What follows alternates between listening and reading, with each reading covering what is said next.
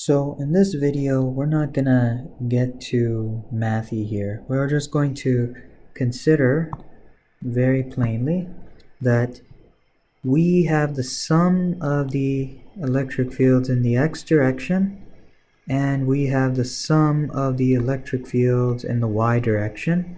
So this corresponds to the I hat component, that corresponds to the j hat component. So to find the direction, it's pretty easy.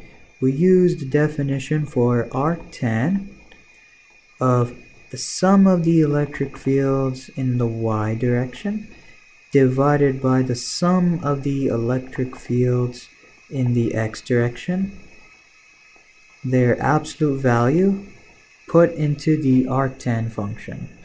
And this won't necessarily give you the actual direction. This will give you just the reference angle or the reference direction. It honestly depends where is or in what quadrant is our electric field located. So here, let's consider our xy axes again. So if we see over here that the sum of the electric fields in the x and the sum of the electric fields in the y are greater than 0, then we see that our reference angle that we get from this arctan function is equal to the actual angle of our vector. Now, likewise, we can consider the other quadrants as well. This is just the first quadrant. If we consider the second quadrant, you see that the electric field in the x direction here is negative. The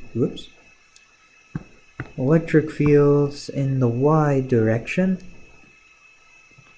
their sum is positive. So this is our angle in the second quadrant. So our actual angle is equal to pi minus our reference angle, should our electric field vector, or any vector for that matter, exist in the second quadrant. So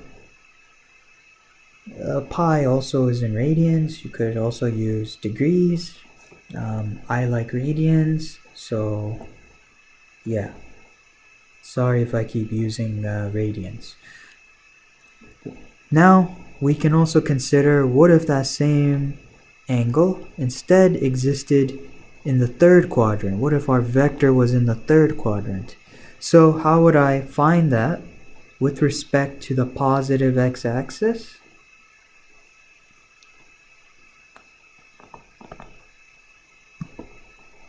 Well, that's not so bad. That's just going to be a pi plus our reference angle, or 180 degrees. And that's in this quadrant we see that the component for our vector in the x is less than 0. And the component for our vector in the y is also less than 0. The library is closing in 15 minutes. All materials must be returned to service desk at this time. Sorry about that announcement, but I can't stop it. Anyways, so you see here, even without drawing a picture of what quadrant the vector is in, we can automatically tell what quadrant it is without drawing that picture, just by looking at the sign of the vector components, whether they're positive or negative. And here we were in the third quadrant. So let's go ahead to the final quadrant. Suppose we're in the fourth quadrant. The value of our vector in the x is positive. The value of our vector component in the y is negative. And if we want to do this with respect to the positive x-axis, by the way, this is our x-axis reference, our reference axis, we see that in the fourth quadrant at least, our actual angle is going to be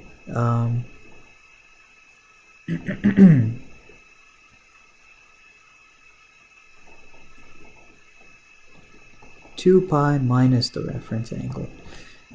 But there's many ways you could get to the actual angle of your vector. Many ways.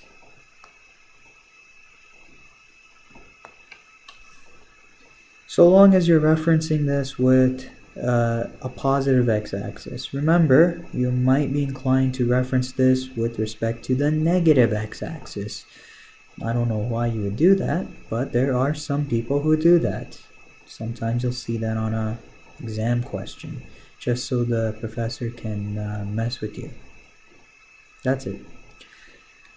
So here, not too much math, but just concepts. That is all. So now we're going to move on to a more complicated scenario.